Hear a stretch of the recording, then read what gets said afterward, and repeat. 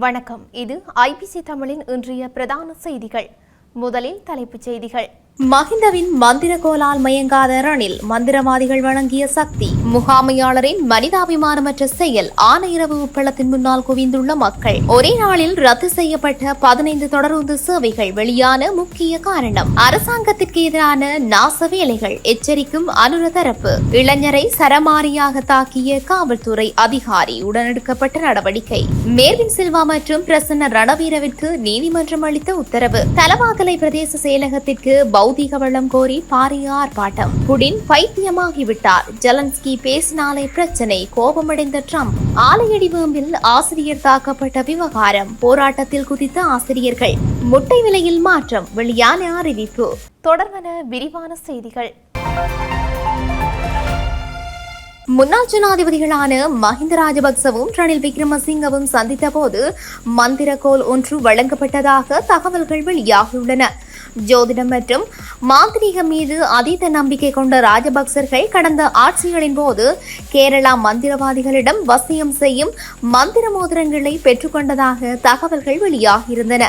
அதீத சக்திகளை கொண்ட தங்க மோதிரம் மற்றும் சிறிய தங்க கோல் ஒன்றையும் மஹிந்த எப்போதும் தன்வசம் வைத்திருப்பார். அதன் மூலம் தனக்கு சாதகமான நிலைப்பாடுகளை எட்டுவதற்கு அதன் தாக்கம் செலுத்தியதாக பரவலாக பேசப்பட்டது. இந்த நிலையில் காலில் சிகிச்சை செய்து கொண்ட மஹிந்த ராஜபக்சவை கடந்த வாரம் ரணில் விக்ரமசிங்க சந்தித்து நலம் விசாரித்தார். இதன்போது மஹிந்த அணிந்திருந்த மந்திர கோல் என அழைக்கப்படும் மோதிரம் ஒன்று ரணிலுக்கு பரிசாக வழங்கப்பட்டதாக தெரிய வருகின்றது. எனினும் மாந்திரீகம் மீது நம்பிக்கை கொள்ளாத ரணில் குறித்த மந்திர கோலை தனது அலுவலக அறையில் உள்ள மேசையில் வைத்துள்ளதாக தெரிவிக்கப்படுகின்றது. ராஜபக்சர்களின் ஆட்சியின் போது இந்தியாவின் கேரளாவிலிருந்து அழைத்து வரப்பட்ட பிரபல மாந்திரீகர்களால் பாரிய யாகங்கள் செய்யப்பட்டிருந்தமையும் இங்கு சுட்டிக்காட்டத்தக்கது. ஆனையிரவு உப்பளத்தில் பணியாற்றும் ஊழியர்கள் தொடர்ந்து 14வது நாளாக இன்றைய தினம் போராட்டத்தில் ஈடுபட்டு வருகின்றனர். உப்பளத்திற்கு முன்னால் கொட்டகை அமைத்து பல்வேறு கோரிக்கைகளை முன்வைத்து இவர்கள் போராட்டத்தில் ஈடுபடுகின்றனர். உப்பளத்தின் முகாமையாளர் தங்களை தரக்குறைவாக பேசுவதாகவும் மனிதராக கூட பார்ப்பதில்லை என்றும் தங்களது கோரிக்கைகளுக்கு இதுவரை செவிசாய்க்கவில்லை என்றும் போராட்டக்காரர்கள் தெரிவித்துள்ளனர். மேலும் பல்வேறு சிரமங்களுக்கு மத்தியிலும் இந்த போராட்டம் தொடர்ந்து வருவதாகவும் போராட்டக்காரர்கள் தெரிவித்துள்ளனர். நாட்டில் இன்று இயக்கப்படவிருந்த சுமார் 15 தொடருந்து சேவைகள் ரத்து செய்யப்பட்டுள்ளதாக தொடருந்து பிரதி பொது மேலாளர் VS பொல்வத்தகே தெரிவித்துள்ளார். தொடருந்து சாரதிகள் சுகையின விடுப்பு அறிவித்ததால் தொடருந்து சேவைகள் ரத்து செய்யப்பட்டதுடன் இன்று காலை பல பயணிகள் சிரமத்திற்கு ஆளாகியுள்ளனர். இந்த தொடருந்து சேவை தொடர்ந்து சாரதிகளின் வெற்றிடங்களை அடிப்படையாக கொண்டு பராமரிக்கப்படுகின்றது.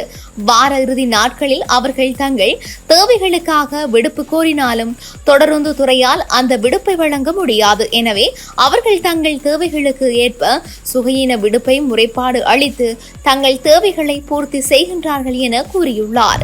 இலங்கையின் சுற்றுலாத்துறையை குறிவைத்து பல்வேறு போலி செய்திகள் மூலம் அரசாங்கத்தை நாசப்படுத்துவதற்கான முயற்சிகள் மேற்கொள்ளப்படுவதாக சுற்றுலாத்துறை பிரதி அமைச்சர் ருவான் ரணசிங்க தெரிவித்துள்ளார். முதல் சம்பவம் வெலிகமவில் பிலிப்பைன்ஸ் நாட்டவர் ஒருவர் தாக்கப்படும் காணொலியாகும். இந்த சம்பவம் 2024ஆம் ஆண்டு இடம்பெற்றது என கண்டறியப்பட்டுள்ளது.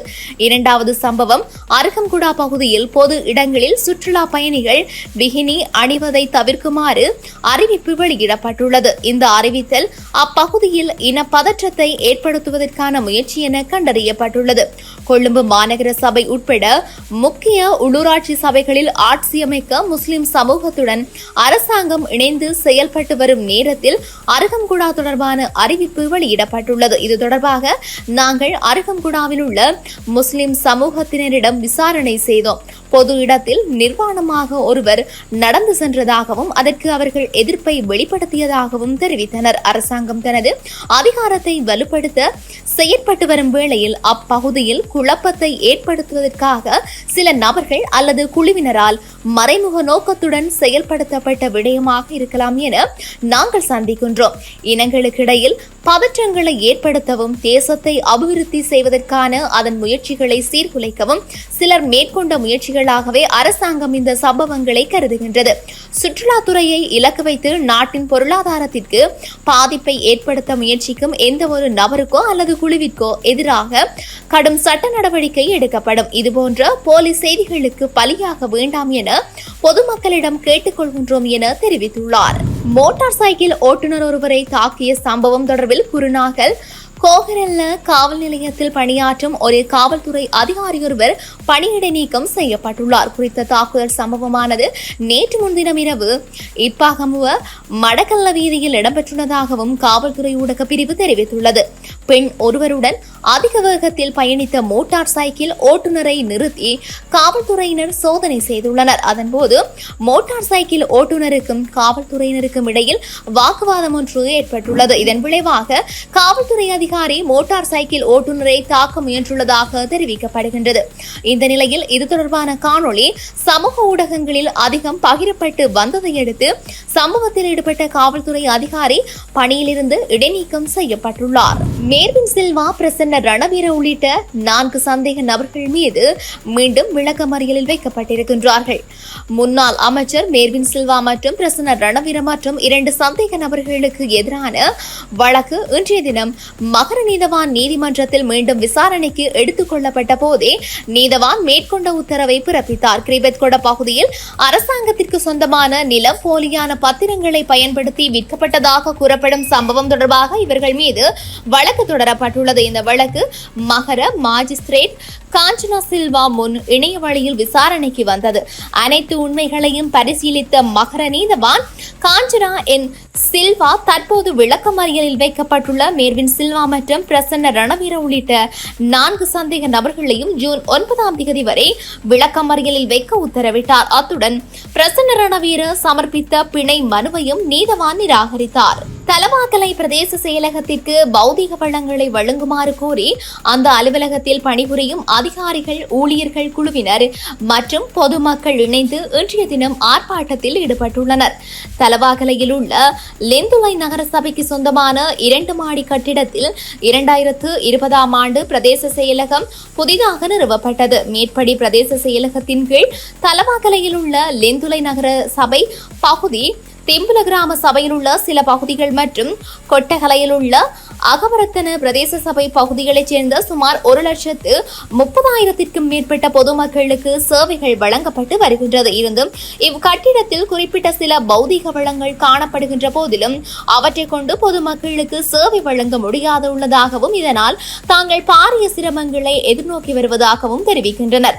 இப்பிரதேச செயலகத்தில் 150 அதிகாரிகள் மற்றும் ஊழியர்கள் பணிபுரிவதாகவும் பிரதேச செயலகத்தில் உள்ள இடம் அதற்கு போதுமானதாக இல்லை. அதேபோல பிரதேச செயலகத்தில் பௌதீக வளங்கள் இல்லாததால் அந்த அலுவலகத்தில் பணிபுரியும் அதிகாரிகள் மற்றும் ஊழியர்கள் தங்களை நாடி வரும் பொது மக்களுக்கு உரிய சேவைகளை வழங்க முடியவில்லை எனவும் இது தொடர்பில் பொது நிர்வாக அமைச்சின் செயலாளர் மற்றும் ஜனாதிபதியின் செயலாளர் மற்றும் இதற்கு பொறுப்பான அதிகாரிகளுடன் பல முறை கடிதங்கள் வழங்கியும் நேரடியாக சென்று பேச்சுவார்த்தைகள் நடத்தப்பட்ட போதிலும் இதுவரை எந்த தீர்வும் கிடைக்கப்படவில்லை எனும் தெரிவிக்கின்றார்.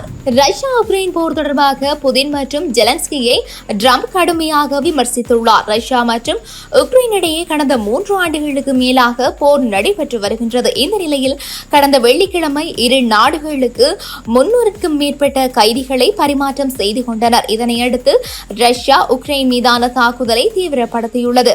நேற்றிரவு முதல் மட்டும் 367 ட்ரோன்களை ஏவி ரஷ்யா தாக்குதல் நடத்தியுள்ளது. கடந்த 3 ஆண்டுகால போரில் ஒரே நாளில் அதிக ட்ரோன்கள் மூலம் தாக்குதல் நடத்தப்பட்டது. இதுவே முதன்முறையாகும். மேலும் 69 ஏவுகணைகளை வீசி ரஷ்யா தாக்குதலில் ஈடுபட்டுள்ளது. இந்த தாக்குதலில் குழந்தைகள் உட்பட 12 பேர் உயிரிழந்துள்ளனர். இந்த நிலையில் ரஷ்ய அதிபர் புடின் மற்றும் உக்ரைன் அதிபர் ஜெலன்ஸ்கி மீது அமெரிக்க அதிபர் ட்ரம்ப் கடுமையான குற்றச்சாட்டுகளை முன்வைத்துள்ளார். ஆலையடிவேம்பு பிரதேசத்தில் செயலமர்வுக்கு ஒன்றிற்கு அறிவிக்க மாணவியொருவரின் வீட்டுக்கு சென்ற அதிபர் ஆசிரியர் மீது மேற்கொண்ட தாக்குதல் சம்பவத்தை சம்பவத்தை கண்டித்து திருக்கோவில் மணிக்கூட்டு கோபுரத்துக்கு முன்னால் ஆசிரியர்கள் கண்டன ஆர்ப்பாட்டத்தில் ஈடுபட்டுள்ளனர்.